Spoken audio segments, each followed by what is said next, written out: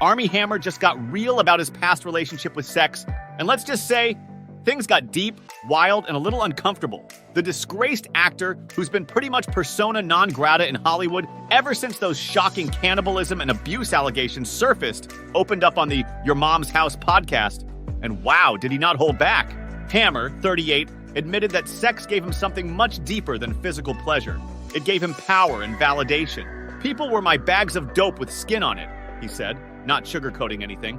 He went on to explain how sex was a way to fill some kind of void. Having people want to have sex with me, having sex with people, doing all that stuff, it gave me a sense of power. It gave me a sense of validation. If that doesn't scream emotional issues, we don't know what does. Apparently, Armie had a pattern. He'd sweep these women off their feet, whisking them away on whirlwind adventures. Think luxury trips, non-stop fun, and in his words, great sex. But then, as quickly as it began, he'd ghost them, leaving them totally confused and probably heartbroken. "I'm gonna bounce and go do it with someone else," he said, describing the aftermath of his hookups as if these women had been sucked into a tornado and then dropped without warning. Honestly, it sounds like a toxic dating cycle disguised as a fairy tale romance. Hammer didn't shy away from admitting that his behavior wasn't exactly healthy. "There are aspects of my behavior that I think were coming from maybe not the healthiest place," he said, adding that therapy has been a big part of his journey towards self-awareness. The former Hollywood star also got candid about the fallout from his scandals. You know, the whole "I'm 100% a cannibal" thing and the disturbing DMs about wanting to cut off toes and eat flesh. According to Hammer, the backlash wasn't just about him. It was about people looking for an escape from their own lives.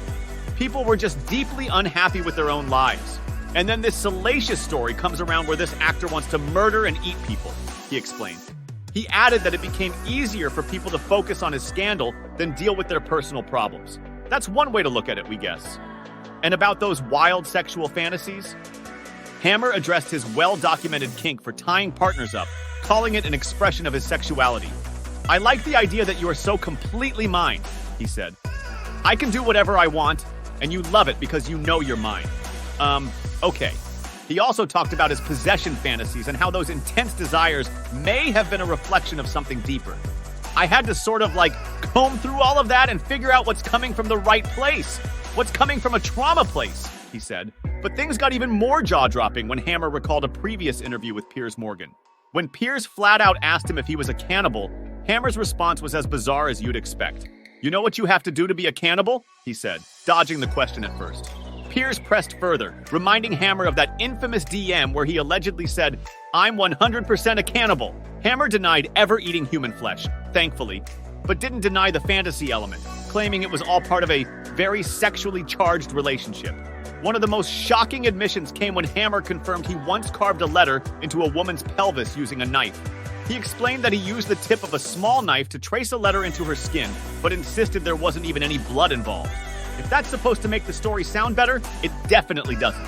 Throughout the interview, Hammer kept circling back to the idea that his actions were never meant to hurt anyone. "None of those people were hurt or upset because I pushed any sexual boundaries," he claimed. Still, the allegations against him paint a much darker picture, with multiple women accusing him of emotional abuse and coercion. At the end of the day, it sounds like Hammer is trying to rewrite his narrative by being open about his issues and his journey toward healing. But whether or not the public is ready to forgive and forget remains to be seen. For now, he's living with the fallout of his past actions, working on himself in therapy, and navigating life as someone whose career was basically canceled overnight. Thanks for watching. If you enjoyed that video, be sure to subscribe by clicking on the channel icon. For more entertainment content, check out some of our other videos.